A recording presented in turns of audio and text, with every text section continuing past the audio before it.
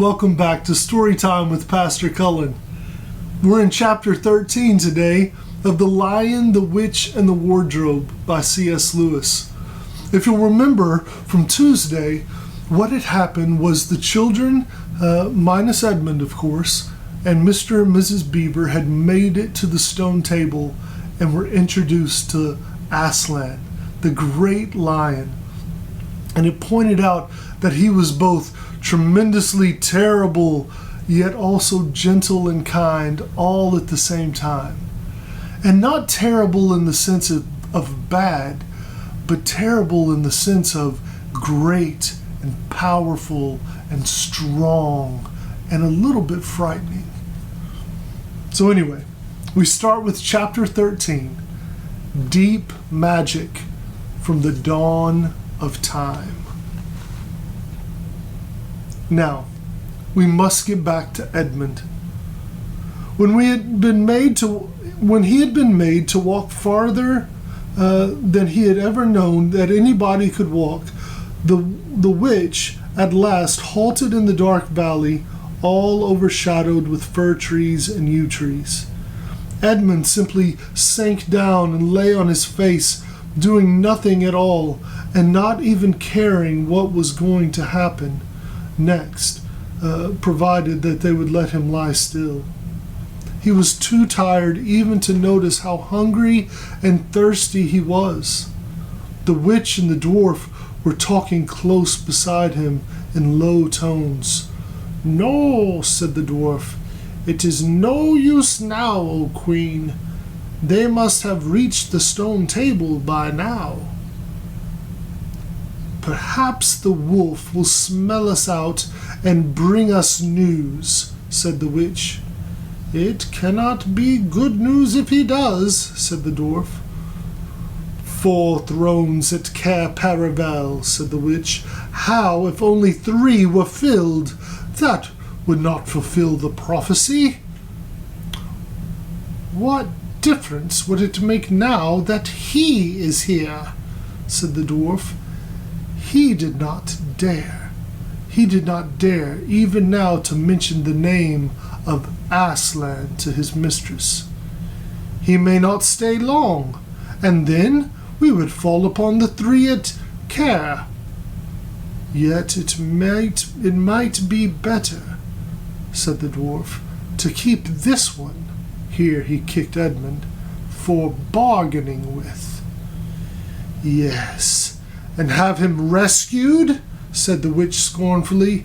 "Then," said the dwarf, "we had better do what we have to do at once."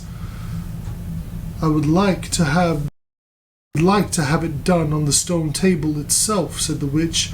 "That is the proper place. That is where it has always been done before." "It will be a long time now before the stone table can again be put to its proper use," said the dwarf. "True," said the witch, and then, "Well, I will begin."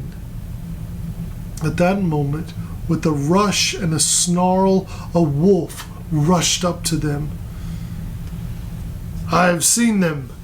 They are all at the stone table with him. They have killed my captain Margrim. I was hidden in the thickets and I saw it all. One of the sons of Adam killed him. Fly! Fly!" "No," said the witch. "There need be no flying. Go quickly. Summon all our people to meet me here as speedily as they can. Call out for the giants and the werewolves and the spirits of those trees who are on our sides. Call the ghouls and the boggles and the ogres and the minotaurs. Call the cruels and the hags and the specters and the people of the toadstools. We will fight. What? Have I not still my wand? Will not their ranks be turned to stone, even as they come on? Be off quickly. I have a little thing to finish here while you are all away." The great brute bowed his head, turned, and galloped away. "Now," she said, We have no table. Let me see. We had better put it against the trunk of the tree." Edmund found himself being roughly forced to his feet. Then the dwarf set him with his back against the tree and bound him fast. He saw the witch take off her outer mantle. Her arms were bare underneath it and terribly white. Because they were so very white, he could see them, but he could not see much else. It was so dark in this valley under the trees. "Prepare the victim," said the witch, and the dwarf undid Edmund's collar and folded back his shirt at the neck. Then he took Edmund's hair and pulled his head back so that he had to raise his chin. After that, Edmund heard a strange noise. Whiz, whiz, whiz! For a moment he couldn't think of what it was. Then he realized it was the sound of a knife being sharpened. At that very moment he heard loud shouts from every direction, drumming of hooves, the beating of wings, a scream from the witch, confusion all around him. And then he found he was being untied. Strong arms were around him, and he heard big, kind voices saying things like, "Let him lie down. Give him some wine. Drink this steadily now. You'll be all right in a minute." Then he heard the voices of people who were not talking to him, but to one another. They were saying things like, "Who's got the witch? I thought you had her. I didn't see her after I'd knocked the knife out of her hand. I was after the dwarf. Do you mean that she has escaped? A chap can't mind everything at once. What's that? Oh, sorry, that's an old stump." But just at this point, Edmund went off into a dead faint. Presently, the centaurs and the unicorns and the deer and the birds, they were of course the rescue party which Aslan had sent in the last chapter, all set off to go back to the stone table, carrying Edmund with them. But if they could have seen what happened in that valley after they had gone, I think they may have been surprised. It was perfectly still, and presently the moon grew bright. If you had been there, you would have seen the moonlight shining on an old tree stump and on a fair-sized boulder.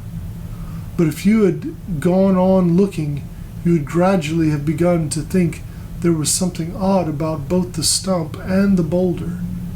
And next you would have thought that the stump did look remarkably like a little fat man crouching on the ground. And if you had watched long enough, you would have seen the stump walk across to the boulder and the boulder sit up and begin talking to the stump. For in reality, the stump and the boulder were simply the witch and the dwarf. For it was part of their magic that they could make things look like what they are not. And she had the presence of mind to do so at the very moment when the knife was knocked out of her hand. She had kept a hold of her wand, so it had been kept safe too. When the other children woke up the next morning, they had been sleeping on piles of cushions in the pavilion. The first thing they heard from Mrs. Beaver was that their brother had been rescued and brought into the camp last night, and was at that moment with Aslan. As soon as they had breakfasted, they all went out, and there they saw Aslan and Edmund walking together in the dewy grass, apart from the rest of the court. There is no need to tell you, and no one ever heard, what Aslan was saying, but it was a conversation which Edmund never forgot. As the others drew near, Aslan turned to meet them, bringing Edmund with him. "Here is your brother," he said, "and there's no need to talk to him about what is past." Edmund shook hands with each of the others and said to each of them in turn, "I'm sorry," and everyone said, That's all right. And then everyone wanted very hard to say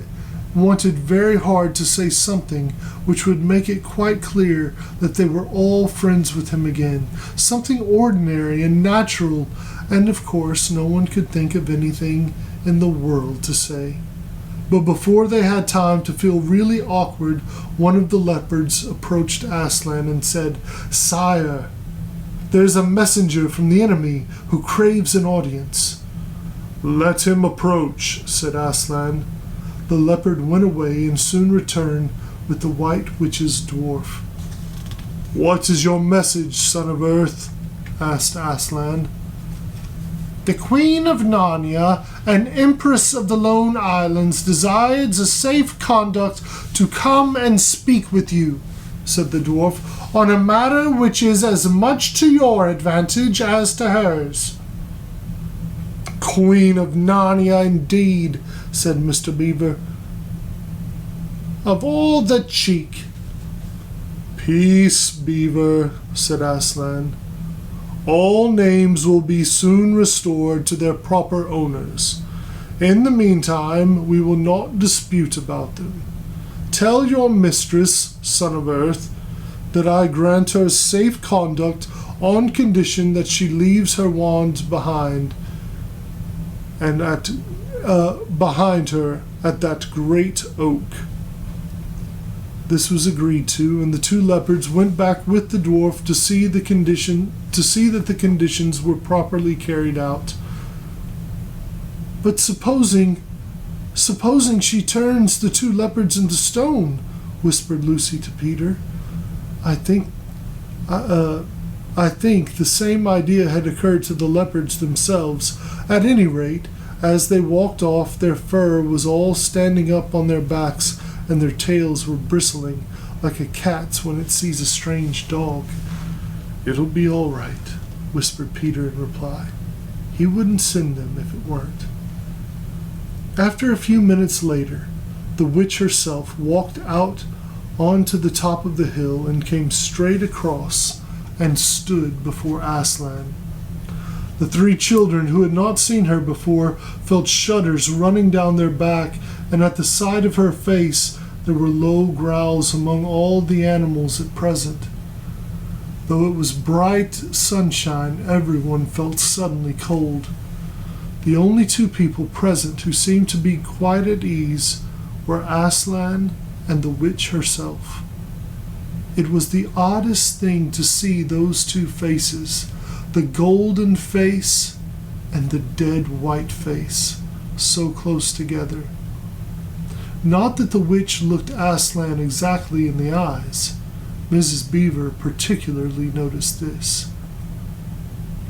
"You have a traitor there, Aslan," said the witch. Of course, everyone present knew that she meant Edmund, but Edmund had got past thinking about himself after all he had been through, and after the talk he had had that morning. He just went on looking at Aslan. It didn't seem to matter what the witch said.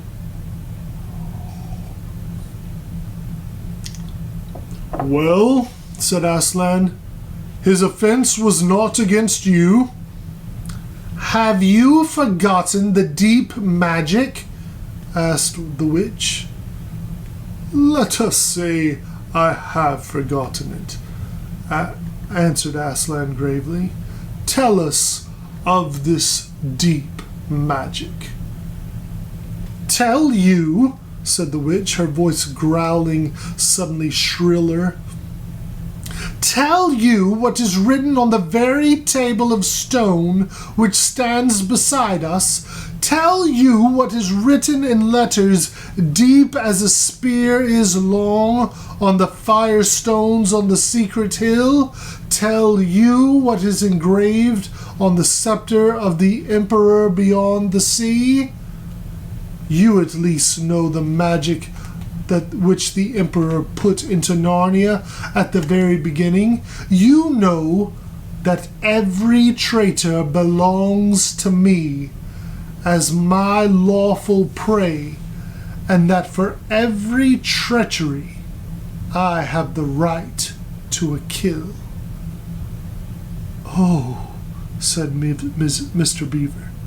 "So that's how you came to imagine yourself a queen, because you were the Emperor's hangman. I see." "Peace, Beaver," said Aslan with a very low growl. "And so," continued the witch, "that human creature is mine. His life is forfeit to me. His blood is my property." "Come and take it then," said the bull with the man's head in a great bellowing voice. "Fool," said the witch with a savage smile that was almost a snarl. "Do you really think your master can rob me of my rights by mere force? He knows the deep magic better than that. He knows that unless I have blood as my law, as the law says, all Narnia will be overturned and perish in fire and water." "It is very true," said Aslan. "I do not deny it." "Oh, Aslan," whispered Susan in the lion's ear. "Can't we... you won't, will you? Can't we do something about the deep magic? Isn't there something you can work against it?" "Work against the Emperor's magic?" said Aslan, turning to her with something like a frown on his face. And nobody ever made that suggestion to him again. Edmund was on the other side of Aslan, looking at all the time at Aslan's face. He felt a choking feeling and wondered if he ought to say something. But a moment later he felt that he was not expected to do anything except wait and do what he was told. "Fall back, all of you," said Aslan, "and I will talk to the witch alone." They all obeyed. It was a terrible time, this, waiting and wondering what the lion and the witch talked about in earnestly low voices. Lucy said, "Oh, Edmund," and began to cry. Peter stood with his back to the others, staring out at the distant sea. The beavers stood, holding each other's paws with their heads bowed. The centaurs stomped uneasily with their hooves. But everyone became perfectly still in the end, so that you noticed even small sounds like a bumblebee flying past, or the birds in the forest down below them, or the wind rustling the leaves, and still the talk between Aslan and the White Witch went on. At last they heard Aslan's voice. "You can all come back," he said. "I've settled the matter. She has renounced the claim on your brother's blood." And all over the hill there was a noise as if everyone had been holding their breath and had now begun to breathe again, and then a murmur of talk. The witch was just turning away with a look of fierce joy on her face when she stopped and said, "But how do I know this promise will be kept?"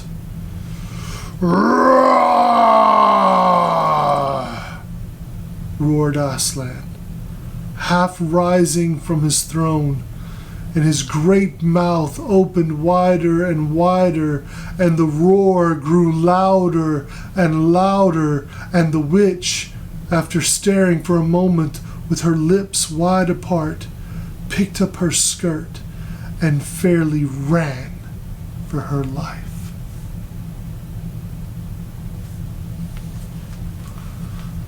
What do you think Aslan and the witch talked about? What type of deal do you think they made? According to the deep old magic, The life of Edmund belonged to the witch. His blood was hers. How do you think Aslan purchased Edmund back? I think the next chapter will tell us a lot. So I hope you tune in next time. Until then.